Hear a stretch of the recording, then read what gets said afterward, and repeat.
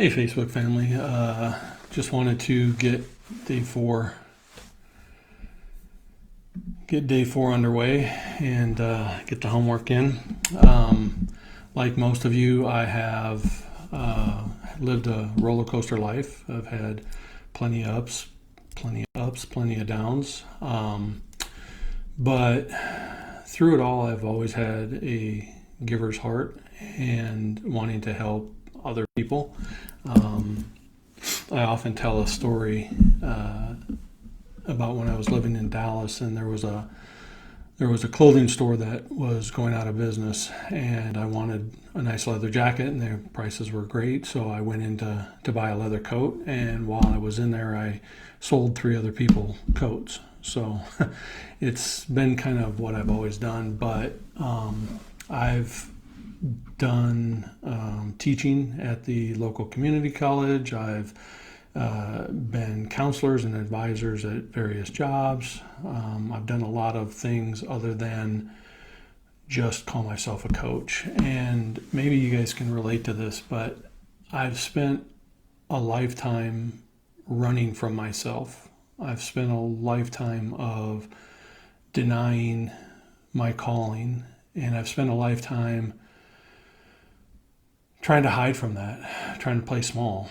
It was great to go build businesses for other people. It was great to go be a hard worker and a great employee. But I always, anytime I tried to do it for myself, I would build it up and then I would drop it, destroy it, self-sabotage it. And I've really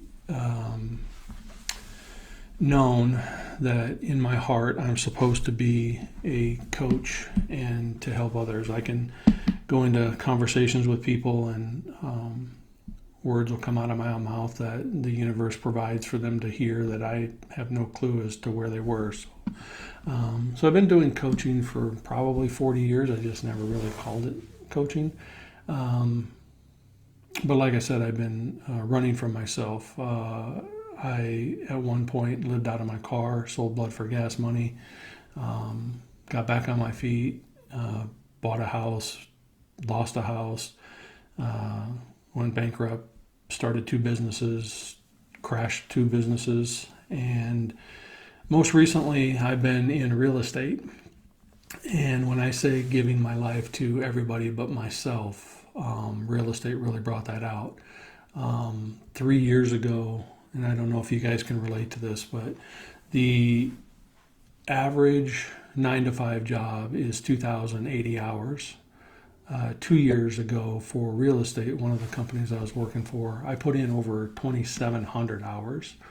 I left my wife at dinners. I left her at New Year's Eve parties. I left her at events. Also, I could go help a client.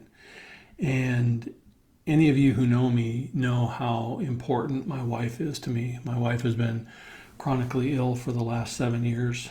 The first 2 years we spent at the Mayo Clinic almost every day and got nothing but deeper in debt. And she's been trying to recover from her illness ever since. And I made her a promise. When she got sick that if she focused on getting healthy, I would focus on keeping us afloat. So I did that in the 9 to 5 world. And anytime I stepped into my own world of coaching and helping others, I played small and I didn't do as much as I should have. I let limiting beliefs hold me back. And 3 years ago, my father was dying, and I was sitting at my father's deathbed. I was literally sitting right next to him as he was taking his last few breaths. And while the nurses were cleaning him up from him just projectile vomiting, I was having to pull out my laptop and write a contract for a client. Because in real estate, time is of the essence, and the Department of Real Estate doesn't really care if you have a personal life or not. So I sat there writing this contract, watching the nurses take care of my father and basically taking the last day of his breath. And for me, that was a never again moment. That was a never again moment that I was going to sacrifice family for business, especially for business for other people who don't give a crap about me once I leave them. And I'm really, maybe you could relate to this too, really kind of frustrated because that was my never again moment, but I let it linger for 2 more years. I still hid in the shadows. I still refused to step into my power.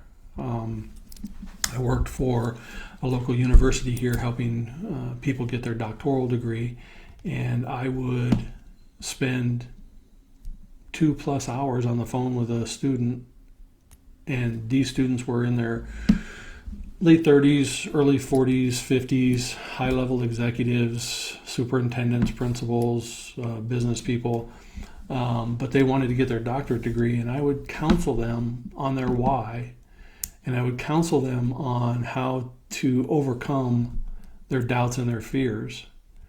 Yet I didn't implement that into my own life. It was easier to counsel them than it was to implement it within me. And, sadly, I wasted another 2 years after my father to get to the point where it was time to step into my greatness. And one of the other things maybe you can relate to is because of my desperation to be more and do more and fulfill that passion within my heart, I was looking for the brass ring. I was looking for the shortcut. I was looking for anybody and anything that could just pull me out, not fully admitting that it was me who put me in there and only me who could get me out. So I spent tens of thousands of dollars on programs. I spent hours and hours of study and certifications and gaining knowledge and never implementing it. And so now, my wife will tell you I had this toolbox full of great shiny toys, but I never brought them out to play. I have the tools, but I never built the house. And up until recently, the last year or so, I've started to get out of my own way. I've actually aligned myself with mentors and people who've been down that road who can help bring me, out of my own shell and into where I need to be. And that's what I've done for people for my entire life. I've helped them discover that within the midst of all their crap, there's a pony in there somewhere if they just keep looking for it. In the midst of their mess becomes their message, and that message becomes a survival guide for somebody else in order to get out of their own way.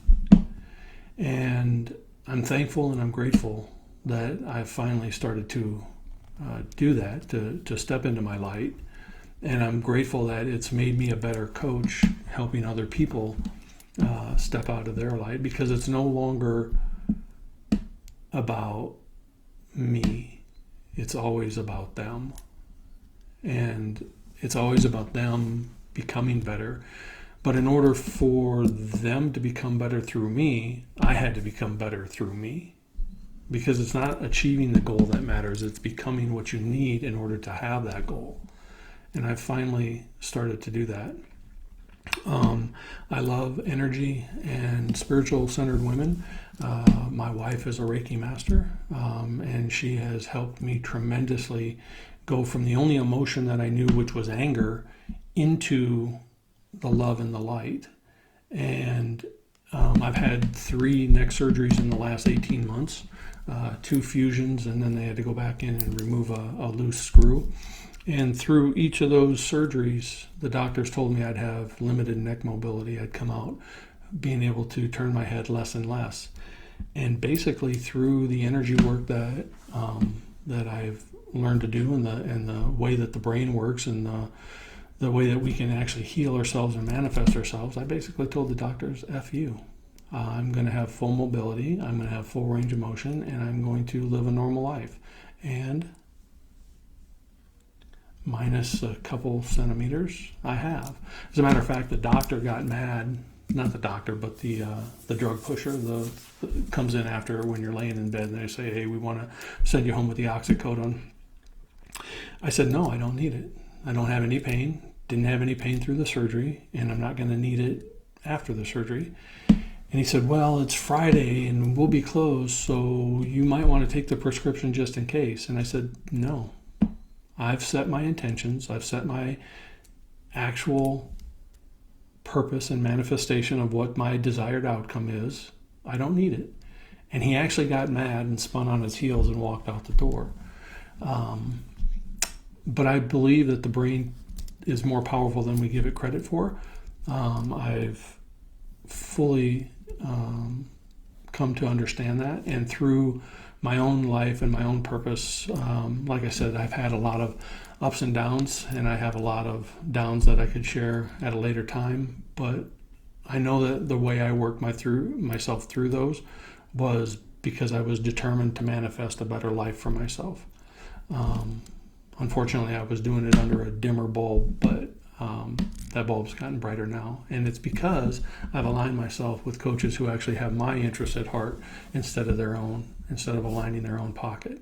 So I don't know if you guys can relate to any of that. I hope so, because we all have a story, we all have a mess, and we're all just trying to get out there to help others. And I think it's our job to, when we've found our path, reach back and help others through that path. So thank you for taking the time to listen to this, and I look forward to seeing the rest of you grow and excel. And I see at the top, as Zig Ziglar used to say.